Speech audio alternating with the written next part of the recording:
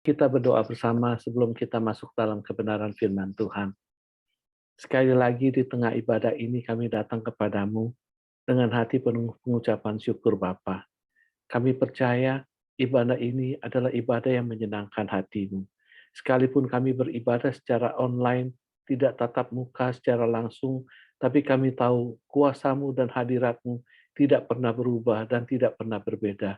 Selalu ada dan hadir bagi kami. Terima kasih Bapa untuk setiap pujian dan penyembahan yang boleh kami naikkan kepadamu. Dan kami percaya pujian dan penyembahan kami telah menyenangkan hati Bapa. Dan saatnya kami akan duduk diam, ingin mendengarkan kebenaran firman-Mu. Kami ingin mendengarkan nasihat-Mu, kami ingin mendengarkan tuntunan-Mu, kami ingin mendengarkan petunjuk-petunjuk-Mu, bahkan kami ingin mendengarkan teguran-teguran-Mu atas segala hal kesalahan-kesalahan yang ada dalam hidup kami, supaya kelak di waktu-waktu mendatang kami boleh berjalan dengan lebih berkenan kepadamu, dengan lebih baik lagi. Berfirmanlah buat kami Bapa. Ya Allah Roh Kudus, kuasai hati kami, kuasai pikiran kami, dan berkati kami dengan kebenaran firman-Mu. Urapi juga hamba-Mu ini, supaya hanya kebenaran isi hati Tuhan saja yang boleh disampaikan di pagi hari ini. Terima kasih Bapa. Di dalam nama Yesus kami meteraikan doa ini. Mari kita sama-sama katakan amin. Shalom, saudara-saudara. Shalom, apa kabar? Selamat Natal, selamat Tahun Baru juga ya. Udah setahun kita nggak ketemu. Walaupun udah lewat, ini masih bulan Januari, masih berbau tahun-tahun baru. Selamat Tahun Baru semua. Sehat-sehat ya, saudara ya. Puji Tuhan ya. Tuhan kita luar biasa. Ya memang masih ada sebagian gereja masih melakukan ibadah-ibadah secara online seperti ini. Karena memang kondisi Jakarta pun masih belum terlalu baik. Kemarin saya lihat berita Omikron udah di Jakarta itu satu hari udah 1.700 orang udah tertular ya. Tambah lama tambah banyak ya. Tapi kita mengadakan ibadah online itu tidak mengurangi sukacita kita. Amin ya saudara-saudara. Saudara, hari ini saya ingin mengajak saudara-saudara semua untuk belajar satu kebenaran firman Tuhan. Saya berikan tema kebenaran firman Tuhan ini, khotbah saya ini adalah menyimpang dari Tuhan. Menyimpang dari Tuhan. Mungkin ada saudara-saudara yang bilang, ih serem amat nih Pak Wi kasih temanya menyimpang dari Tuhan. Ke bulan Januari di awal tahun khotbahnya tentang menyimpang dari Tuhan. Kenapa nggak khotbah berkat aja ya? Kenapa nggak khotbah tentang janji-janji Tuhan aja ya? Supaya nanti sepanjang tahun 2022 ini kita semua penuh dengan berkat dan janji Tuhan. Nggak begitu, saudara. Berkat dan janji Tuhan selalu ada pada setiap anak-anaknya yang hidup benar di hadapannya. Tapi, ada tapinya. Kalau kita hidup nggak benar di hadapan Tuhan, kita hidup nggak menyukakan hati Tuhan, kita hidup menyimpang dari Tuhan, maka yang kita dapatkan bukan berkat, tapi murka Tuhan. Saudara, kalau saya tanya sama saudara-saudara semua di sini ya, saudara-saudara punya rencana nggak sih buat menyimpang dari Tuhan? Punya rencana nggak? Ada yang punya rencana boleh lambaikan tangan supaya saya bisa lihat? Nggak ada ya? Saya yakin semua pasti bilang, enggak kali Pak Wi, buset, gelo banget, masa kita punya rencana buat nyimpang dari Tuhan sih? Nggak bakal berani. Saya mah, aduh setia banget sama Tuhan. Saya mah pokoknya Yesus nomor satu lah. Dia di atas segala-galanya lah buat saya lah. Pokoknya mau saya susah, mau saya senang, saya tetap cinta Tuhan, saya tetap mau ikut Tuhan. Bahkan ada lagu-lagu Pantai Kosta Lama, kalau saudara ingat liriknya, walaupun saya susah, menderita dalam dunia, saya mau ikut Yesus sampai selama-lamanya. Itu keinginan kita, itu kerinduan kita. Boleh bilang itu kata-kata mutiara kita yang selalu pengen kita pegang. Kita tuh pengen selalu setia sama Tuhan. Nggak kepengen menyimpang sedikit pun dari Tuhan, nggak kepengen. Tapi realitanya, saudara, banyak loh anak-anak Tuhan yang menyimpang dari Tuhan. Yuk kita buka dulu. Kita buka satu kebenaran firman Tuhan tentang menyimpang dari Tuhan. Saya bacakan dari kitab 1 Raja-Raja 11. 1 Raja-Raja 11 ayatnya yang ke-1 sampai ke-9, agak banyak nih. Saudara menyimak di rumah ya, kalau ada Alkitab di rumah apa handphone, silakan buka. Dari 1 Raja-Raja 11 ayat 1 sampai 9.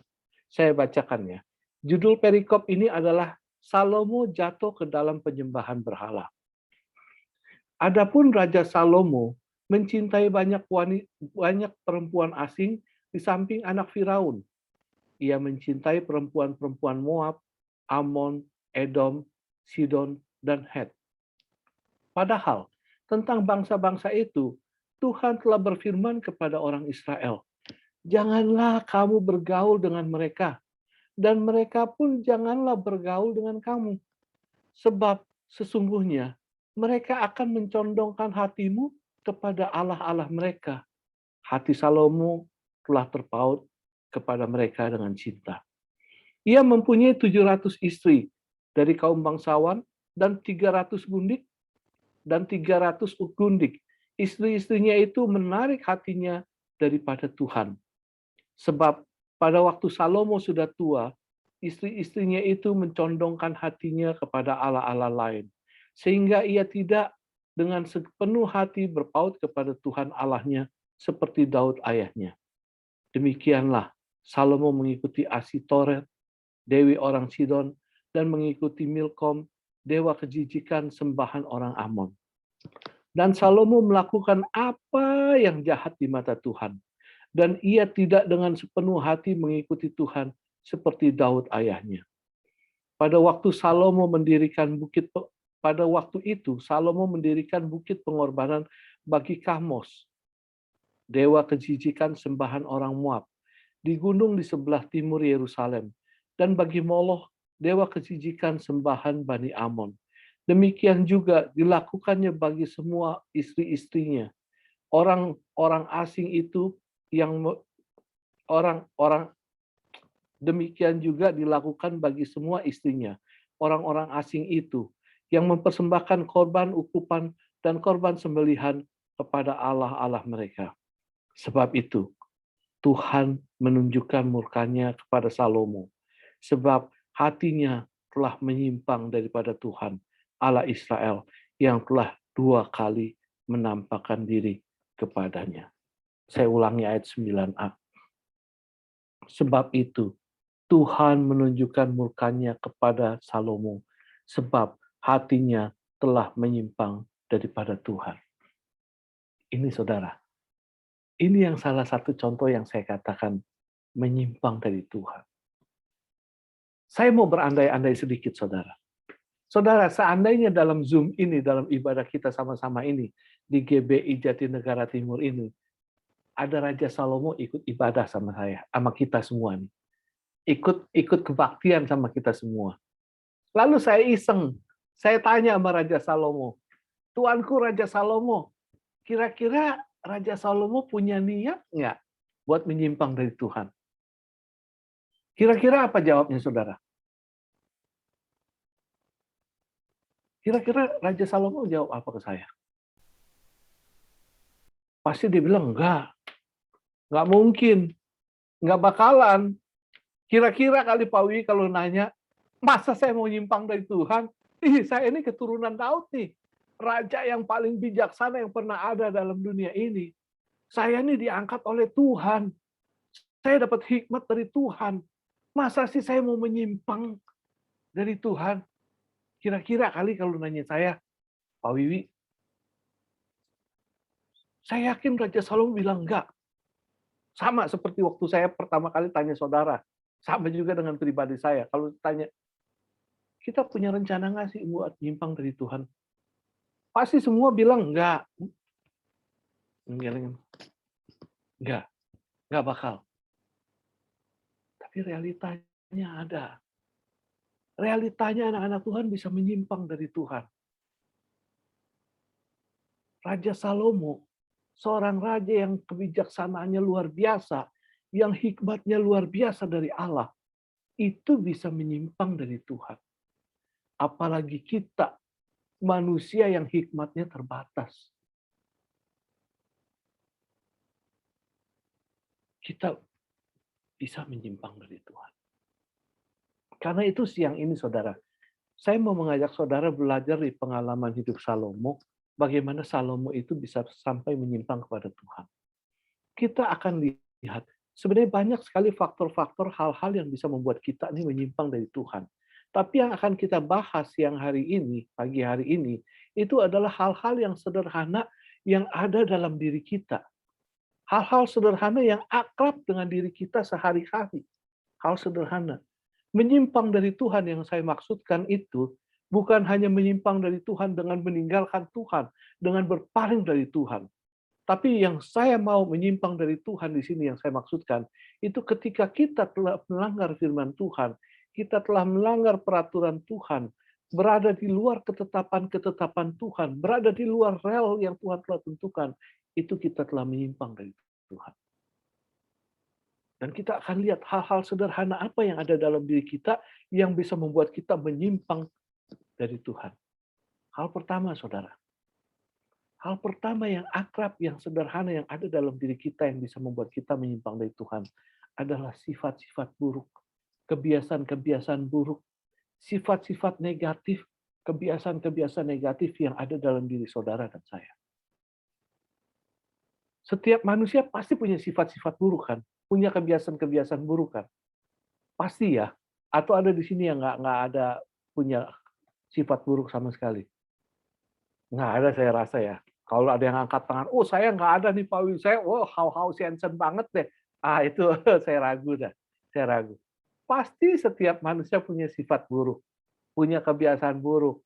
Entah itu seumpama kita temperamen, saya nih dulu nih sifat buruk sifat saya yang jelek itu, sifat negatif saya itu saya temperamen. Saya orangnya mudah marah, meledak, gampang deh, meledak. Pokoknya dikit-dikit bisa marah, bisa meledak. Apalagi sebelum Tuhan touch saya, waduh, saya ya mungkin karena saya hidup dulu hidupnya keras, jadi mengakibatkan saya seperti itu. Banyak, sifat buruknya banyak. Setiap manusia ada bermacam-macam. Mungkin ada yang suka suka nipu, sifat buruknya ada yang iri hati, mungkin ada yang sifat buruknya suka berzina, atau mungkin ada yang ya macam-macam lah, semua sifat buruk, serakah lah, segala macam lah, itu ada. Itu ada. Dan manusia itu berbeda-beda, berbeda-beda sifat buruknya, kebiasaan-kebiasaan buruknya. Nah, Raja Salomo pun seperti ini.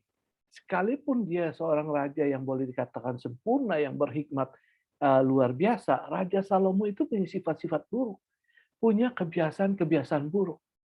Sifat buruk Raja Salomo itu apa, saudara? Saya bacakan di pasal 3, di ayatnya yang ketiga ya, saudara.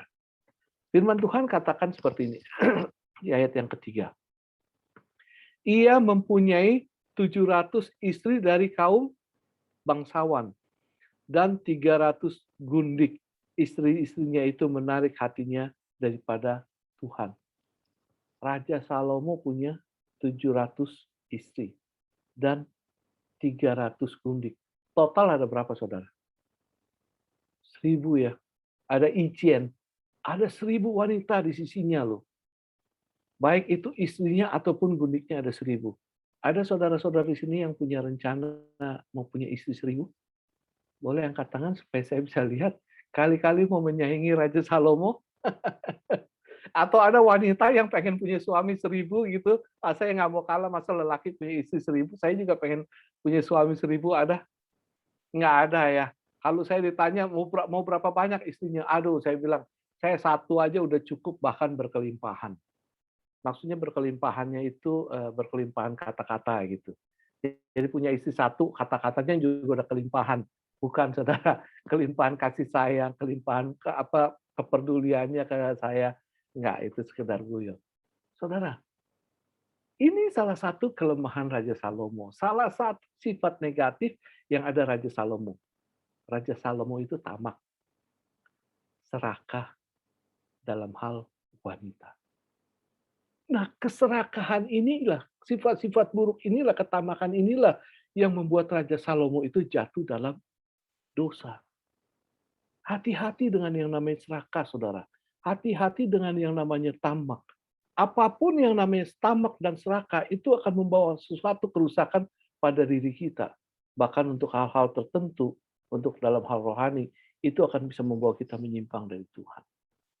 Dan banyak anak-anak Tuhan yang sudah menjadi korban dari keserakahan atau ketamakan. Hal yang paling banyak sekali memakan korban pada anak-anak Tuhan adalah ketamakan soal duit, soal materi, soal uang. Berapa banyak anak-anak Tuhan yang benar-benar menyimpang dari Tuhan hanya karena duit, hanya karena harta. Banyak. Yang nggak segan-segan pergi ke persugihan, yang nggak segan-segan pergi ke orang pinter, yang nggak segan-segan minta pertolongan, ataupun melakukan hal-hal yang nggak pantas, yang Tuhan nggak suka, yang bertentangan dengan hukum. Semua dimulai dari ketamakan dan keserakahan. Ini sifat buruk. Saudara jangan pernah mengklaim diri kita, saya nih orangnya nggak tamak, Pak Wiwi. Saya nggak serakah.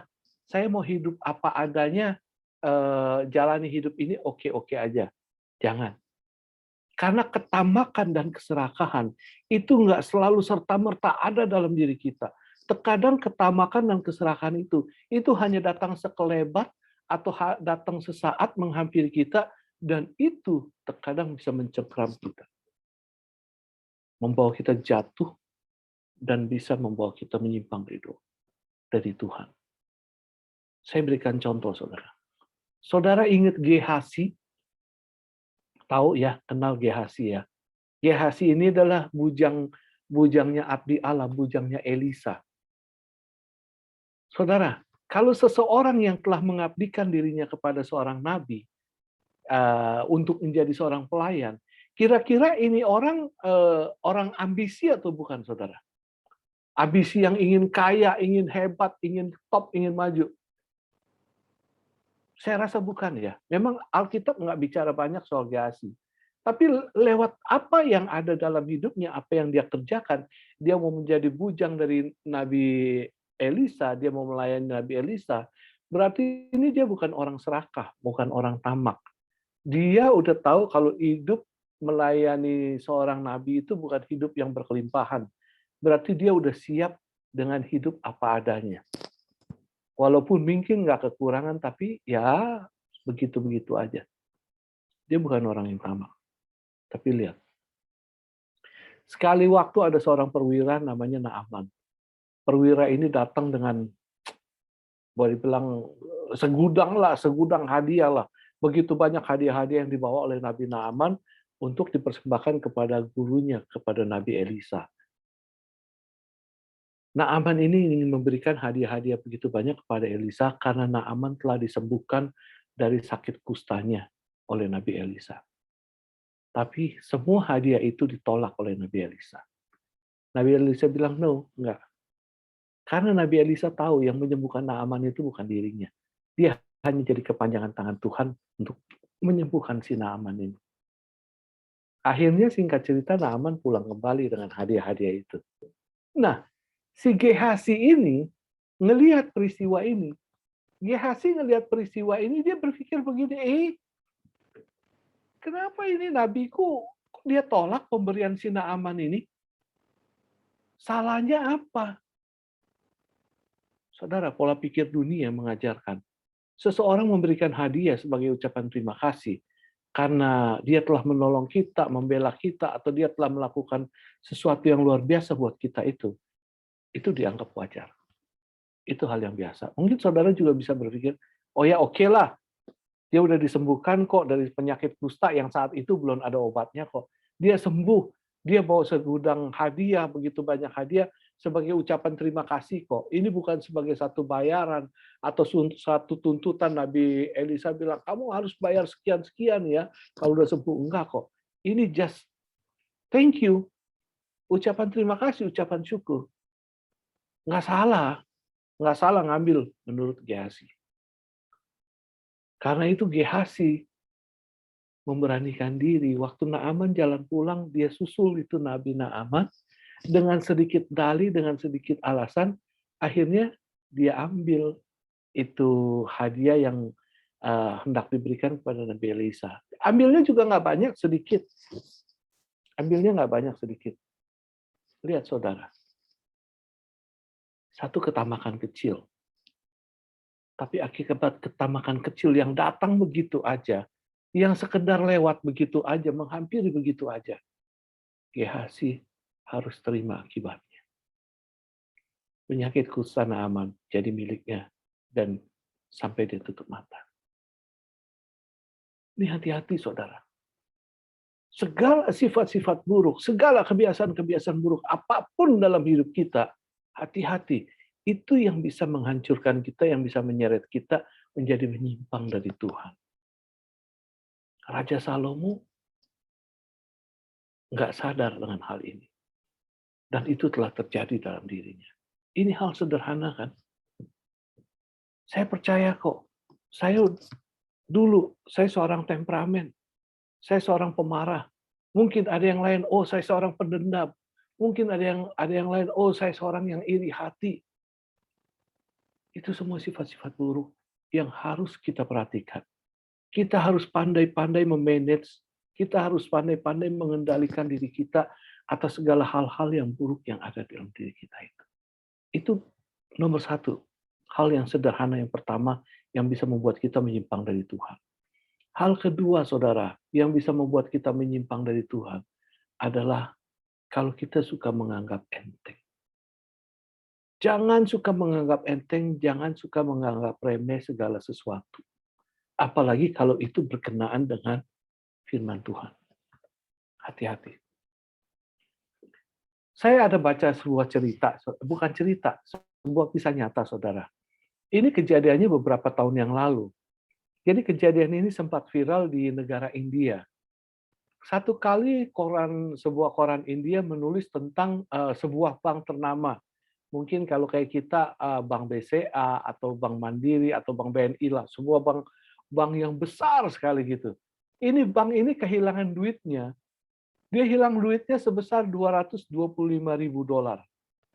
$225.000 kalau saya kali kurs rupiah itu nilainya kurang lebih 1 M lah, 3 M, 3 miliar.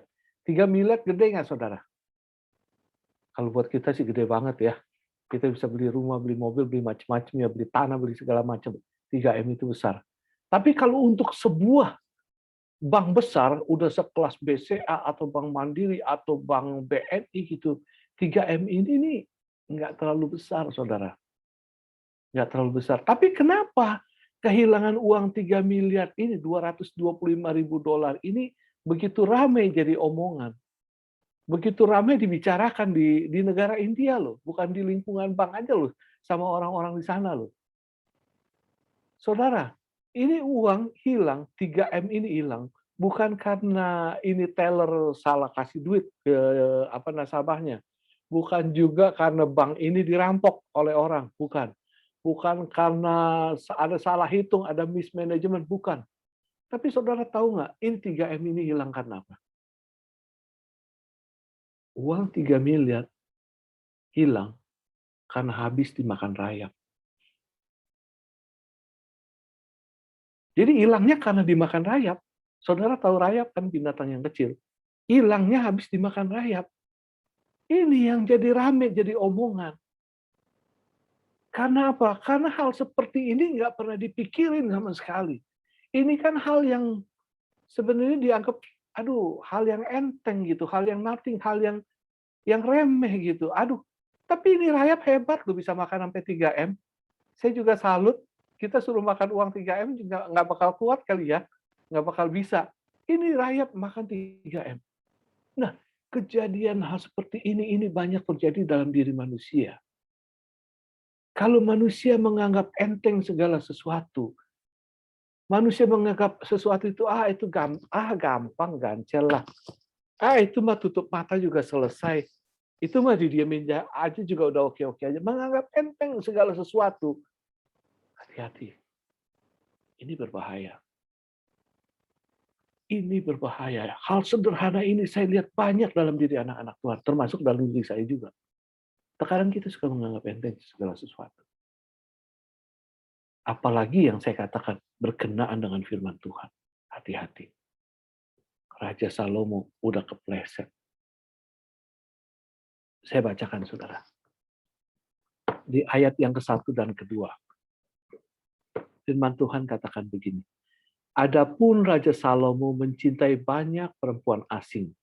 Di samping anak Firaun, ia mencintai perempuan-perempuan Moab, Amon, Edom, Sidon, dan Het. Perhatikan di ayat 2, saudara. Padahal firman Tuhan katakan, tentang bangsa-bangsa itu, Tuhan telah berfirman kepada orang Israel, jangan kamu bergaul dengan mereka, dan mereka pun jangan bergaul dengan kamu. Sebab sesungguhnya mereka akan mencondongkan hatimu kepada Allah-Allah mereka. Firman Tuhan tegas bilang. Tegas bilang kepada bangsa Israel, jangan bergaul dengan bangsa-bangsa lain. Dan jangan biarkan bangsa-bangsa lain itu bergaul dengan kita. Ini Raja Salomo bukan hanya bergaul, tapi dia mengambil istri dari bangsa-bangsa lain padanya. Ngambil istrinya juga nggak tanggung-tanggung. Bukan 1, 2, 700 dan kunik 300, 1.000 wanita. Sekarang saya tanya saudara, kira-kira Raja Salomo tahu nggak firman ini? Raja Salomo ini tahu nggak kalau Tuhan melarang bangsa Israel itu bergaul dengan bangsa asing? Tahu nggak saudara? Pasti tahu. Raja Salomo pasti tahu firman ini. Raja Salomo pasti tahu peraturan Tuhan tentang hal ini. Tapi kenapa Raja Salomo bukan cuma bergaul, bahkan mengambil wanita asing untuk dirinya? Karena dia meremehkan, menganggap enteng kebenaran firman Tuhan. Dia menganggap enteng. Kalau dia begitu menghargai firman Tuhan, dia nggak bakal lakukan ini. Dia coba-coba. Awalnya dia coba-coba, coba 1. Ambil 1 wanita jadi istrinya. Oh, fine-fine aja tuh. Oke-oke aja tuh. Semua berjalan seperti biasa. Oh, saya tetap cinta Tuhan. Hati saya nggak berubah, pikiran saya nggak berubah. Semuanya tetap untuk Tuhan. Coba 1. Coba 1 lagi. 2. Coba 2, oke-oke aja. Habis coba 2, coba 1 lagi. Coba 3. Coba 3, oke-oke aja. Nggak masalah tuh. Nggak masalah. Akhirnya apa? Sampai 1.000. Dan ini dia menganggap enteng firman Tuhan ini. Akhirnya yang membuat dia jatuh dalam dosa. Membuat dia hancur. Membuat dia menyimpang dari Tuhan. Dan membuat Tuhan murka atas diri. Hati-hati saudara. Kita terkadang terlampau sering menganggap enteng sesuatu. Jangan pernah sekali-sekali menganggap enteng kebenaran firman Tuhan. Sekali-sekali bohong nggak apa-apa lah. Kepaksa, kepepet, nggak apa-apa lah. Sekali-sekali ya berzina, aduh, nggak apa-apa lah. Nggak apa-apa. Ya namanya juga sebagai relasi, ya temenin bisnis lah, entertain, nggak apa-apa lah. Hati-hati. Sekali-kali korupsi, sekali-sekali nyatut, nggak apa-apa lah. Menganggap enteng sesuatu yang kecil. Menganggap enteng kebenaran firman. Hati-hati. Tahun 1983, saudara. 1983. Sebuah pesawat Korean Airlines jatuh di dekat perairan Jepang. Antara Jepang dan Uni Soviet. Rusia saat itu. Ini pesawat Korea ini jatuh waktu dia lagi terbang dari New York kembali ke Korea, ke Seoul, ke negaranya. Kenapa pesawat itu bisa jatuh? Rupanya pesawat itu jatuh karena ditembak oleh Sukhoi, oleh tentara Rusia. Jadi pesawat komersil ini, pesawat penumpang ini dia lagi terbang ditembak jatuh sama pesawat Sukhoi, pesawat Rusia. Kenapa ditembak jatuh oleh pesawat Rusia? Apa salahnya? Oh, ternyata ini Korean Airlines ini terbang melewati zona larangan terbang milik Republik Rusia. Jadi rupanya ada zona yang memang nggak boleh pesawat apapun, termasuk pesawat komersil, terbang di daerah itu. Tapi ini pesawat Korea ini terbang melintasi zona terlarang itu. Yang jadi pertanyaan, kenapa pesawat Korea ini harus terbang melewati zona larangan terbang punya negara Rusia ini? Rupanya pilot punya satu kesalahan kecil. Waktu dia take off, waktu dia mulai terbang, mengarahkan arahnya menuju ke Seoul, itu dia putar kelebihan 1 derajat. Dia putar kelebihannya 1 derajat. 1 derajat besar nggak, saudara? Kecil. 1 derajat kalau saudara punya busur, saudara bisa lihat itu kecil sekali. Kalau 45 derajat, ya oke lah. Apalagi 90 derajat, itu oke besar. Ini 1 derajat kecil sekali. Tapi perhatikan, akibat sebuah kesalahan kecil seperti ini, melencengnya begitu jauh. Sampai akhirnya ditembak jatuh. Saudara, dimulai dari hal kecil, dimulai dari hal sepele, dimulai dari sesuatu yang kita anggap, nggak apa-apa lah, coba-coba nggak apa-apa lah, ini mah isilah. Dari hal-hal seperti ini, dari seperti apa yang Raja Salomo lakukan, dia langgar firman Tuhan, dia anggap enteng firman Tuhan, dia oke-oke aja, fine-fine aja awalnya. Tapi lihat, itu yang membuat dia menyimpang dari Tuhan. Dan ingat sekali lagi, hal seperti ini nih, ada akrab dengan kehidupan kita hari-hari. Hal yang sederhana ini. Itu nomor 2, saudara. Lalu nomor 3 yang terakhir. Hal sederhana apa yang bisa membuat kita ini menyimpang dari Tuhan? Yang nomor 3, terkadang kita tidak berani bertindak tegas. Terkadang kita gampang ikut-ikutan. Terkadang kita mudah dibujuk rayu. Ini berbahaya. Kalau soal makanan sih oke-oke aja ikut-ikutannya. Sekarang kan lagi banyak di mana-mana. TikTok. Ya, saya mau ibadah ini pagi-pagi udah dikirimin TikTok sama adik saya. Itu, nih cocok nih untuk Koko katanya. Dia kirimin TikTok, aduh guys, ini enak banget guys. Itu apa bakmi sepiring 30.000. Saya lihat ada telur ayam, ati, amplop segala macam, sampai numpuk begitu besar. Kepengen juga. Mau ikut-ikutan nyobain, mau ikut-ikutan makan. Iya, kalau soal makanan sih oke. TikTok suka, wah ini samcen enak banget, ini babi panggang, wah ini gado-gado enak banget. Itu TikTok ikut-ikutan soal makanan, oke.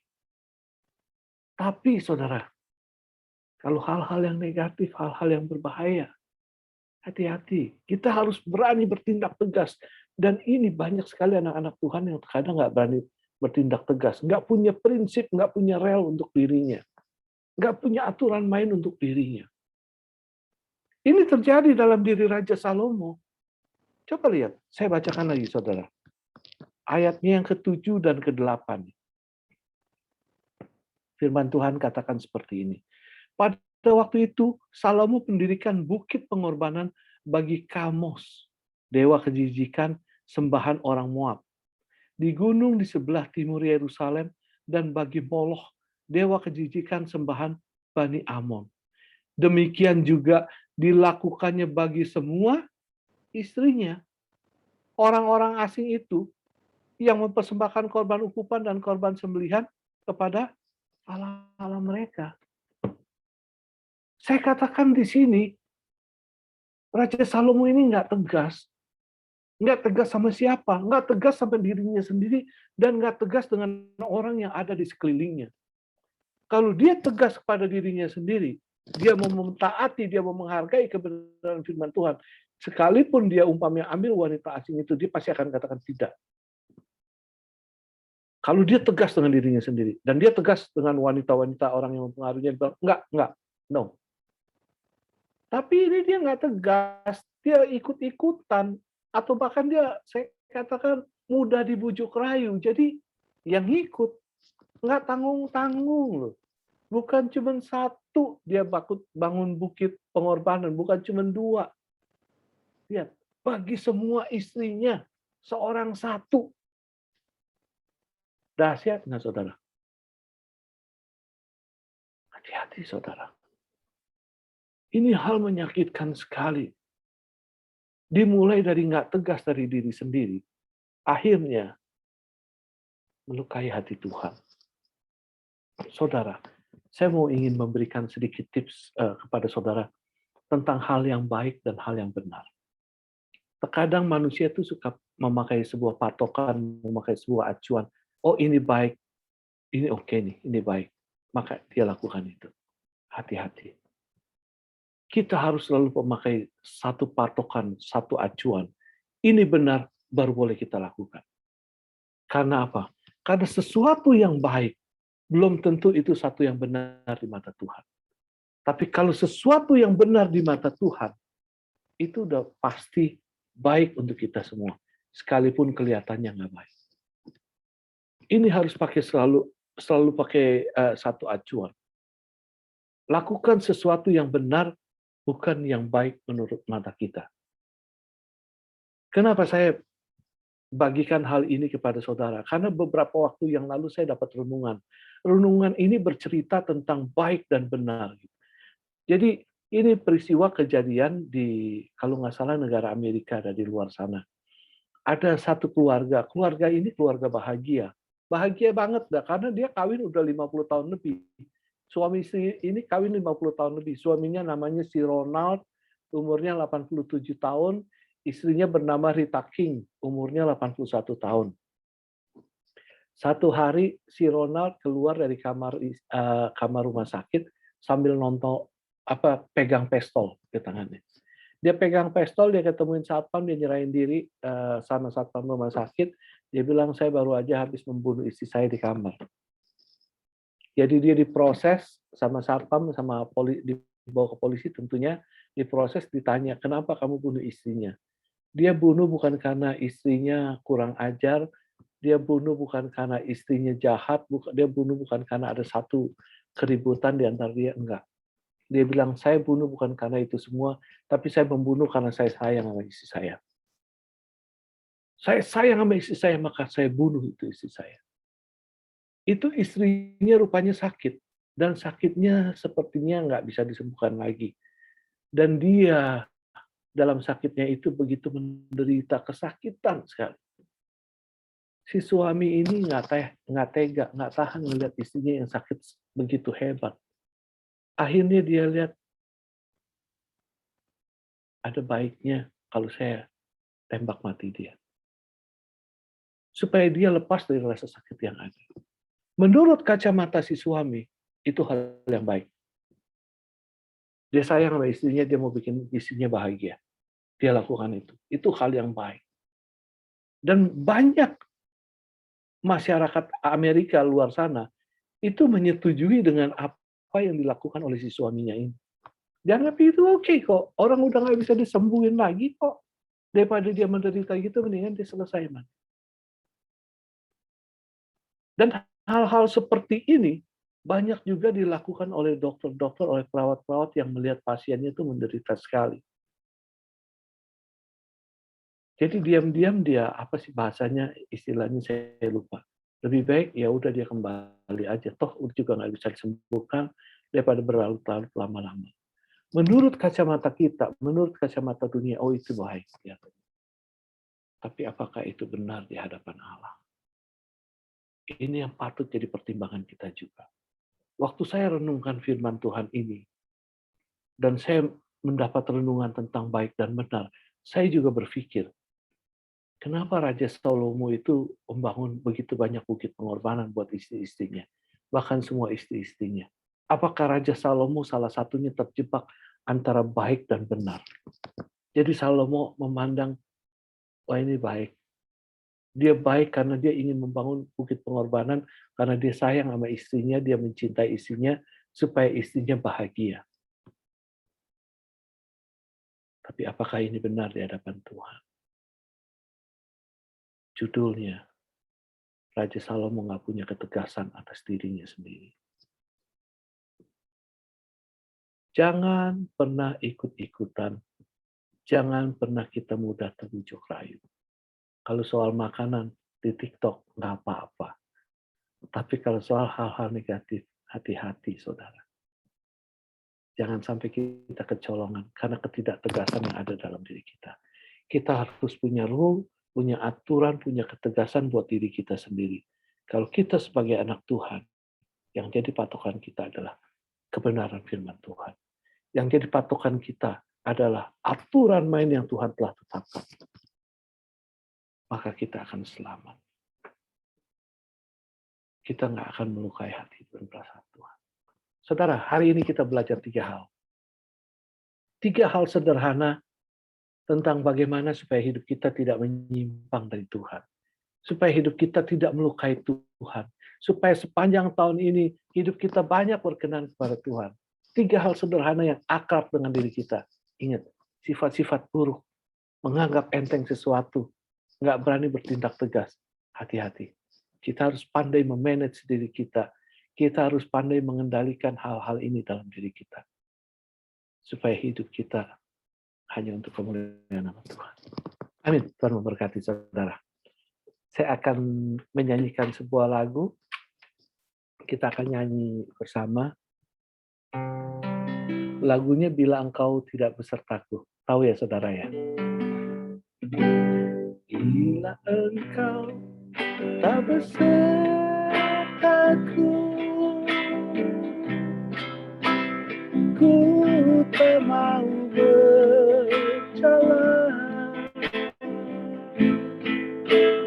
Ku perlu Tuhan, pimpin langkahku dengan kasih karunia-Mu.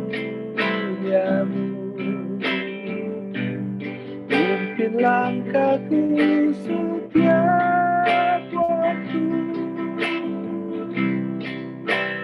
berjalan dalam Roh-Mu.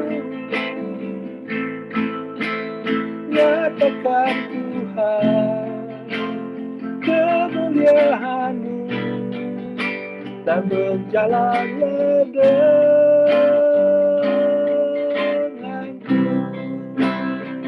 Kita ulangi sekali lagi. Bila engkau tak besertaku, ku tak mau berjalan. Ku perlu Tuhan, pimpin langkahku dengan kasih karunia-Mu. Pimpin langkahku setiap waktu, berjalan dalam nyatakan Tuhan kemuliaan-Mu dan berjalanlah denganku.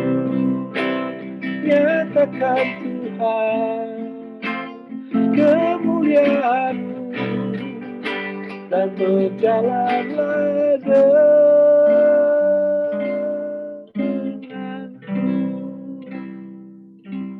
Kami berterima kasih Bapa buat kebenaran firman-Mu yang boleh kami dengar di siang hari ini.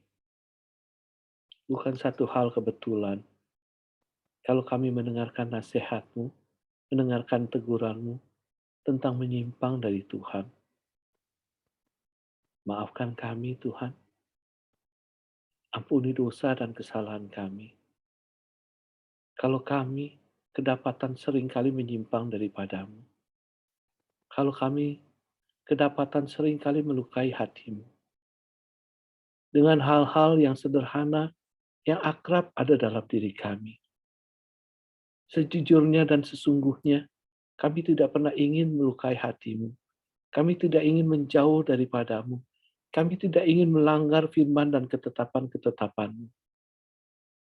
Tapi seringkali kami di luar sadar telah melakukan hal itu. Kalau pagi ini Tuhan berbicara kepada kami tentang menyimpang daripadamu. Dan Tuhan ingatkan kami, supaya kami harus pandai memanage diri kami, pandai mengendalikan diri kami atas semua sifat-sifat buruk, atas segala kebiasaan-kebiasaan buruk, atas segala ketidaktegasan kami, atas segala hal-hal yang seringkali kami anggap enteng di dalam hidup ini. Bapa, biarlah kami mampu, berikan kemampuan kepada kami, supaya kami tidak mengulangi hal-hal seperti ini. Karena kami tidak mau menjadi lengah, dan kami tidak mau karena kelemahan-kelemahan yang ada, karena hal-hal yang sederhana ini bisa membuat kami menjauh dan menyimpang daripadamu. Terima kasih buat siang hari ini, buat kebenaran firman-Mu yang boleh kami dengar. Biarlah Allah Roh Kudus memeteraikan ini dalam hati kami yang paling dalam, dan terus mengingatkan kami ketika kami melakukan hal-hal yang tidak menyukakan hati-Mu. Sekali lagi terima kasih Bapa. Dalam nama Yesus kami meteraikan doa ini. Amin.